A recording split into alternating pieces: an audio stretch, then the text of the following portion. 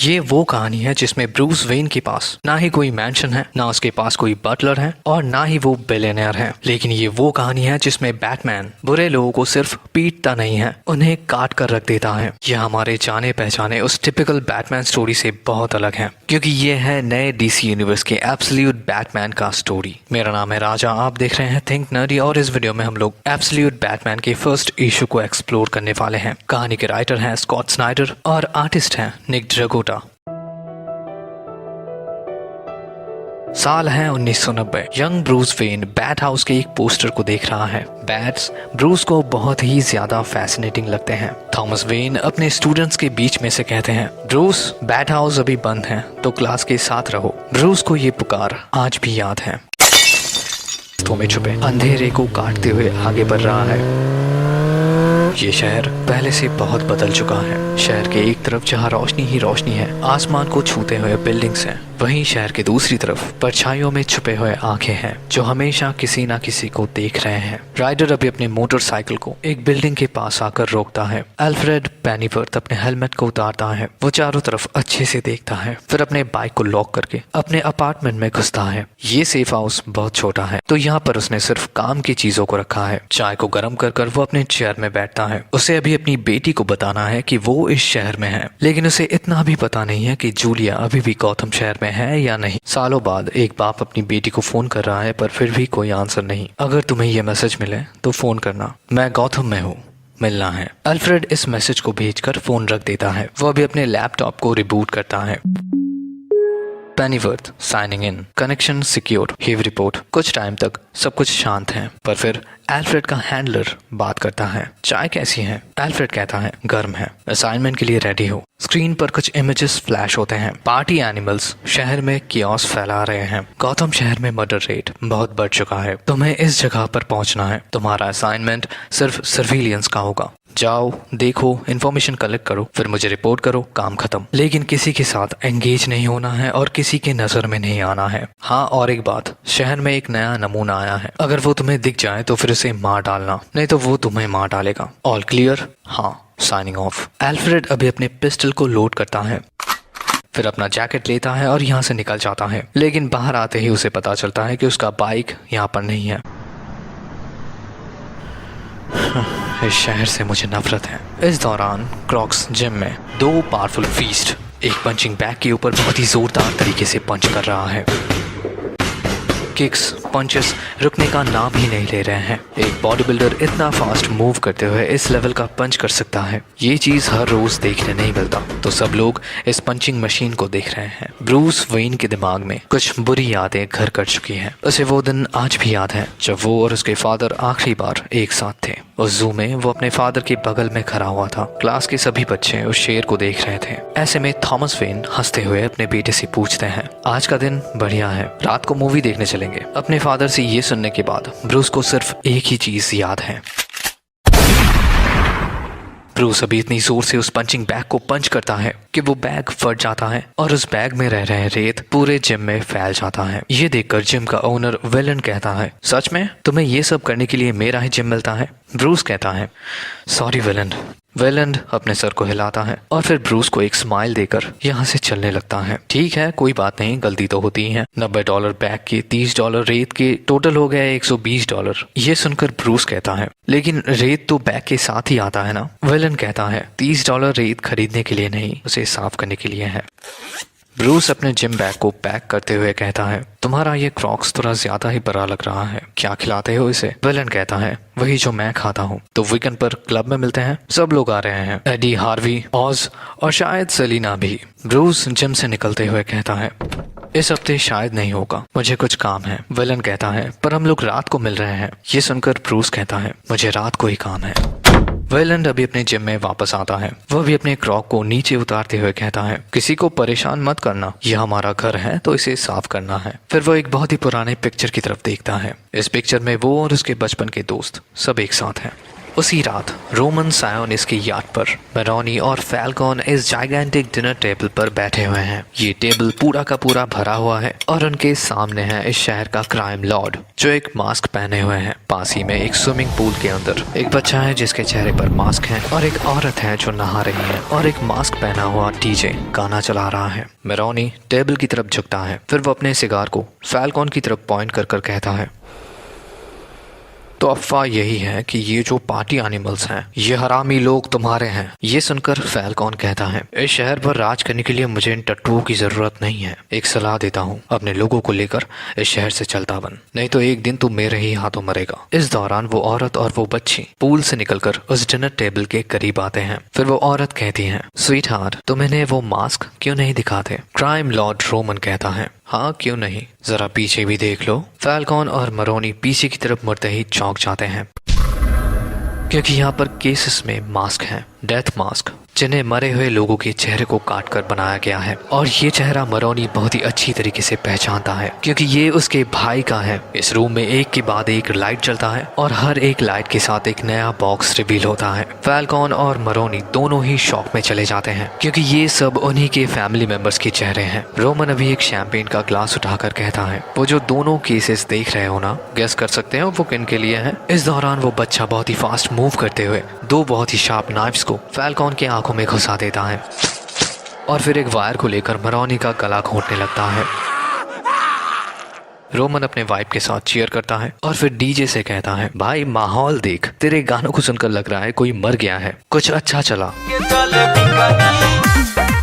अगले दिन party animals फिर से शहर में दंगे कर रहे हैं, लेकिन इस शहर का एक आदमी रात होने का इंतजार कर रहा है। ब्रूस वेन एक रूफटॉप के ऊपर है। वो अभी एक मास्क पहन रहा है क्योंकि उसे पता है कि बुरे लोगों के खौफ को कैसा दिखना चाहिए। उसी रात टाउन हॉल की मीटिंग में मेयर गॉर्डन गौथम शहर के लोगों के सामने हैं। वो माइक में कह रहे हैं, अगर मैं फिर से इलेक्ट होता हूँ तो फिर मैं इस पार्टी एनिमल प्रॉब्लम को जड़ से मिटा दूंगा। लेकिन शहर के लोगों को उनके बातों पर यकीन नहीं है। लोग अभी उनके अगेंस्ट में बात कर रहे हैं। हमें आप पर यकीन नहीं है। शहर के इस हालत के लिए आप भी रिस्पॉन्सिबल हैं। आप जब पुलिस कमिश्नर थे तभी आपको इन क्रिमिनल्स के अगेंस्ट एक्शन लेना चाहिए था। टाउन हॉल के बाहर एक रूफटॉप में से एल्फ्रेड सब कुछ मॉनिटर कर रहा है। बहुत सारे पार्टी एनिमल्स टाउन हॉल की तरफ बढ़ रहे हैं। उन सभी के हाथों में वेपन्स हैं और वो मासूम लोगों को मारने के लिए बिल्कुल रेडी हैं। Pennyworth reporting sir, party animals town hall पर आ चुके हैं। सभी के पास वेपन्स हैं और देखकर लगता है कि इन लोगों का मूड भी खराब है। मैक्सिमम कैजुअलिटीज हो सकती है। एंगेज होने के लिए परमिशन चाहिए।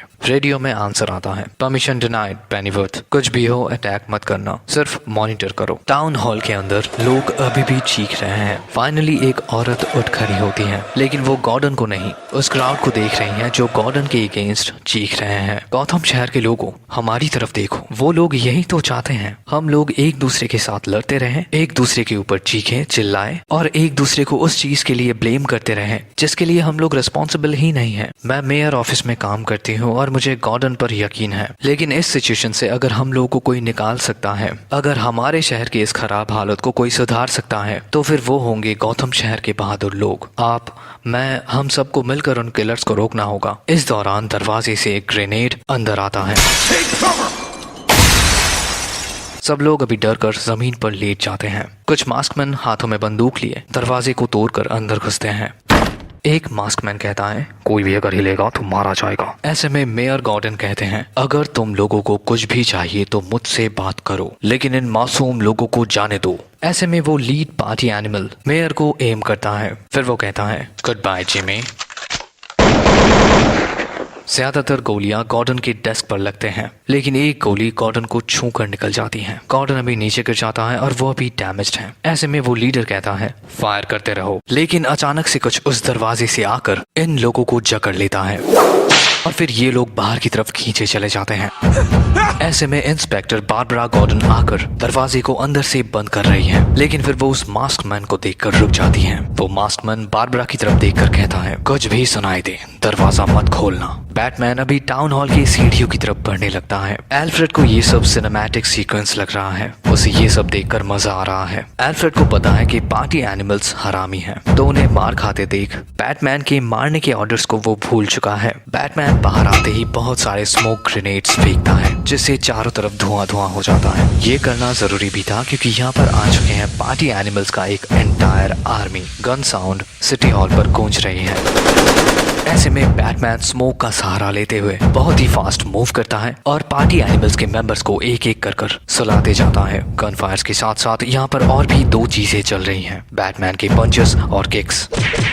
वो हर एक को नॉकड आउट करते जा रहा है, यहाँ तक कि वो अपने कीप को भी वेपन्स की तरह यूज कर रहा है। बैटमैन उन सीढ़ियों से नीचे उतर रहा है। पार्टी एनिमल्स के पहले ग्रुप का हर एक मेंबर मर चुका है। ऐसे में एक दूसरा ग्रुप यहाँ पर अपीयर होता है और वो लोग अभी बहुत ही शार्प वेपन्स को लेकर बैटमैन की तरफ बढ़ रहे हैं। लेकिन ये क्या, ये विजिलेंट भी उनकी तरफ दौड़ रहा है। क्या इसे डर नहीं लगता या फिर इसे खुद पर थोड़ा ज्यादा ही भरोसा है? बैटमैन के एक्शंस को देखकर एल्फ्रेड ये सब सोच रहा है। बैटमैन अपने मास्क के ईयर्स को उखाड़ता है जो असल में नाइफ्स के जैसे हैं, और फिर वो ब्लेड से सबको काटने लगता है। बैटमैन का एक्शन बहुत ही ज्यादा ब्रूटल है। वो उन ब्लेड्स को ऐसे ऐसे जगहों पर घुसा रहा है जिसे सिर्फ देख कर ही किसी भी नॉर्मल इंसान का चीख निकल जाए। बैटमैन का नाइफ वर्क सबसे बेस्ट है। वो इन लोगों को इस तरीके से डैमेज कर रहा है कि ये लोग जिंदा तो रहेंगे, लेकिन ये जख्म उन्हें जिंदगी भर याद भी रहेंगे। एकदम आइडियलिस्ट नाइफमैन एल्फ्रेड इस ब्रूटल एक्शन को अपने स्कोप से देख रहा है। अब बस कुछ ही पार्टी एनिमल्स बचे हैं, लेकिन जितने भी बचे हैं ये सबसे तगड़े वाले हैं और इन लोगों के पास तो क्लीवर्स हैं। अब क्या करोगे बच्चे? वहीं बैटमैन इन शाइनी क्लीवर्स को देखकर रुकता नहीं है। सीढ़ियों से नीचे उतरते हुए वो अपने चेस्ट पर माउंटेड बैट लोगों को उखाड़ता है और फिर उससे बनाता है एक बैटल एक्स। जब सबसे तगड़ा वाला पार्टी एनिमल बैटमैन के ऊपर अटैक करने आता है, तब बैटमैन अपने बैटल एक्स से उसके हाथ को काट डालता है। ये देखकर उस ग्रुप के बाकी मेंबर्स बहुत ही डर जाते हैं। ये तगड़ा वाला पार्टी एनिमल अभी डर से कांप रहा है। वो अभी शॉक में है। मैंने सुना है कुछ कटे हुए बॉडी पार्ट्स को जोड़ा जा सकता है, लेकिन इसके लिए सही टाइम पर डॉक्टर के पास पहुंचना जरूरी है। तुम अपने कटे हुए हाथ को ले जा सकते हो। यहाँ से 3 ब्लॉक दूर एक हॉस्पिटल है। अगर फिर से हाथ को जोड़ना है तो जल्दी निकलो। क्या तुम लोग अभी भी मुझसे लड़ना चाहते हो? बैटमैन की बातों को सुनकर सभी पार्टी एनिमल्स के मेंबर्स यहाँ से भागने लगते हैं। एल्फ्रेड अभी भी सब कुछ देख रहा है। उसे ये सब देखने में मजा आ रहा है। वो धीरे से कहता है, बहुत अच्छे, लेकिन तुम अगर एक रियल टैक्टिशियन होते तो फिर तुम इन लोगों को जिंदा जाने नहीं देते। आफ्टर ऑल पार्टी एनिमल्स के इतने बड़े ग्रुप को मारने का मौका हर रोज तो नहीं मिलता। एल्फ्रेड ये सब बस सोच ही रहा है कि तभी बैटमैन अपने पॉकेट से एक डेटोनेटर निकालता है और फिर उसे प्रेस कर देता है। ब्लास्ट के बाद चारों तरफ धुआं धुआं हो जाता है। ऐसे में एल्फ्रेड अपने शॉटगन को लेकर बैटमैन की लास्ट लोकेशन की तरफ बढ़ने लगता है। चारों तरफ डेड बॉडीज और उनके टुकड़े बिखरे हुए हैं। हिलना मत। एल्फ्रेड बैटमैन के ऊपर बंदूक तान कर खड़ा है। बैटमैन कहता है, तुम्हें शहर के तो नहीं लगते, ये गन कहाँ से मिला? एल्फ्रेड कहता है, ये एक DC-34 अल्टीमेटिंग शॉटगन है और ये बच्चों के लिए तो बिल्कुल नहीं है बेटे। दुनिया में ऐसी गन सिर्फ 3 है, तो हिलना मत, नहीं तो ये तुम्हारा आखिरी दिन होगा। लेकिन बैटमैन इन धमकियों से डरने वाला नहीं है। वो बहुत ही फास्ट मूव करते हुए एल्फ्रेड को एक बैक किक करता है, जिससे एल्फ्रेड थोड़ा दूर जाकर गिरता है। वो अपना सर उठाता है और देखता है कि बैटमैन यहाँ से गायब है। इस इंसिडेंट के बाद कुछ दिनों तक एल्फ्रेड उस मास्क विजिलेंटी को ढूंढता रहता है। वो अपने सारे रिसोर्सेज को यूज करता है और फाइनली उसका तलाश खत्म होता है ब्रूस वेन पर। एल्फ्रेड ब्रूस के पास्ट के बारे में सब कुछ पता करता है। ब्रूस इन क्राइम एलीज में ही बड़ा हुआ है। उसकी माँ एक सोशल वर्कर है और उसके फादर एक टीचर थे। स्कूल के दिनों से ही ब्रूस एक स्मार्ट बच्चा था, लेकिन उसका लाइफ बदल जाता है गॉथम जू के उस इंसिडेंट के बाद से। थॉमस वेन सारे बच्चों को उस बैट हाउस में छुपा तो देता है, लेकिन वो शूटर थॉमस के ऊपर पीछे से शूट करता है। थॉमस उस दरवाजे को बंद कर नीचे गिर जाते हैं और उनका बेटा ब्रूस उस बैट हाउस के अंदर से अपने फादर को पुकारता रहता है। फिर एक दिन ब्रूस दुनिया का सामना करने के लिए निकल पड़ता है। वो कॉलेज जाता है, पढ़ाई कंप्लीट करता है, mechanics, chemistry, human psychology, military theory, socio cultural history, इन सब में डिग्री हासिल करता है। लेकिन अंदर ही अंदर वो खुद को प्रिपेयर कर रहा था। आखिरकार वो अपने घर वापस आता है और अपने शहर को ठीक करने के लिए अपना काम शुरू करता है। ब्रूस अभी अपने नेबर के घर को क्रॉस कर रहा है। एल्फ्रेड ब्रूस को फॉलो कर रहा है। ब्रूस अपने घर के स्टेयर्स के सामने आकर रुक जाता है। एक औरत उन स्टेयर्स पर बैठी हुई है। वो औरत अभी हंसकर कहती है, सीरियसली तुम्हें पता है मैं तुम्हारा कब से इंतजार कर रही हूँ। ब्रूस अपने हाथ को अपनी माँ के कंधों पर रखता है। सॉरी मॉम, मैं बस जू में गया था। तुम आज भी वहाँ पर जाते हो? ब्रूस कहता है, हाँ, वहाँ पर कुछ पुरानी यादें हैं जिन्हें मैं भूलना नहीं चाहता। ब्रूस की माँ कहती हैं, तुमने सुना कल रात को टाउन हॉल में क्या हुआ? हाँ, मैंने तो देखा भी। चलिए कुछ खाना बनाते हैं। एल्फ्रेड रास्ते के ऑपोजिट साइड से ये सब कुछ मॉनिटर कर रहा है, लेकिन वो ब्रूस को उसकी माँ के सामने मारना नहीं चाहता। कुछ टाइम के बाद ब्रूस अभी अपने एक सेफ हाउस में बैठा हुआ है। गॉथम शहर का सबसे रिचेस्ट बिल्डिंग, जो अभी ब्रूस का पेंट हाउस है। इस फ्लोर को उसने रेंट पर लिया है। वो अभी अपने कंप्यूटर में बिजी है। उसका रिकॉर्डर ऑन है। ब्रूस कह रहा है, ये मास्क प्रोटेक्शन या फिर लोगों को रिझाने के लिए नहीं है। मैंने जब एक को तोड़ा था तब उसका सर्किट निकल गया था। ब्रूस को अभी पीछे से कुछ सुनाई देता है। वो भी अपने रिकॉर्डर को बंद करता है और अपने फीट को काट देता है। एल्फ्रेड उन परछाइयों में चल रहा है। उसका बंदूक लोडेड है और उसे ये भी पता है कि ब्रूस को उसके यहाँ पर होने का पता है। इन बिल्डिंग्स में छुपने का आइडिया सबसे बेस्ट है। इन बिल्डिंग्स के टॉप फ्लोर्स को कंपनीज और ओलिगार्क्स ओन करते हैं, सिर्फ हॉलो इन्वेस्टमेंट्स। ये तुमसे बेहतर और कौन जानता है? तुम तो उन्हीं की कंपनी में काम करते हो ना? एल्फ्रेड ब्रूस से पूछता है। वो अपने पिस्टल को ब्रूस के कुर्सी की तरफ करते हैं। इस बार निशाना नहीं झुकेगा। ऐसे में ब्रूस परछाइयों से निकलता है। वो भी एल्फ्रेड के पीछे है और उसके हाथों में एल्फ्रेड का वो शॉटगन है। एल्फ्रेड अपने गन को नीचे करता है। वो कहता है, तुम इससे बेहतर कर सकते थे मेरे बच्चे। वैसे तुम यहाँ से निकलते कैसे हो? खिड़की से? मुझे मेरा शॉटगन वापस चाहिए बच्चे। लेकिन बैटमैन उस बंदूक को एल्फ्रेड की तरफ कर फायर कर देता है। एल्फ्रेड अभी नॉकड आउट होकर जमीन पर गिरता है। वो अभी दर्द से चीख रहा है। बैटमैन अभी एल्फ्रेड के उस चुराए हुए बाइक में बैठता है। फिर वो एल्फ्रेड से कहता है, ये उतना भी ज्यादा लीथल नहीं है और तुम अकेले नहीं हो जिसे फॉलो करना आता है। बैटमैन अभी उस बाइक को लेकर बिल्डिंग से छलांग लगाता है। फिर वो रात के अंधेरे में खो जाता है। एल्फ्रेड ये सब देख रहा है। वो भी अपने पैरों पर है। उसके चेहरे से खून निकल रहा है। वो इतनी हाइट से लैंड कैसे करता है? कुछ टाइम बाद एल्फ्रेड अभी अपने सेफ हाउस में है। वो अभी कंप्यूटर में कुछ कर रहा है। उसके चेहरे के ऊपर बहुत सारे बैंडेजेस हैं। वो अभी इंटरनेट कॉल पर कहता है, अगली बार मैं उसे देख लूंगा। स्पीकर में कोई कहता है, समझ गया, लेकिन तुम सिर्फ पार्टी एनिमल्स के ऊपर फोकस करो। तुम्हारा एक पुराना टारगेट फिलीपीन पर कहीं है, उसे ढूंढो।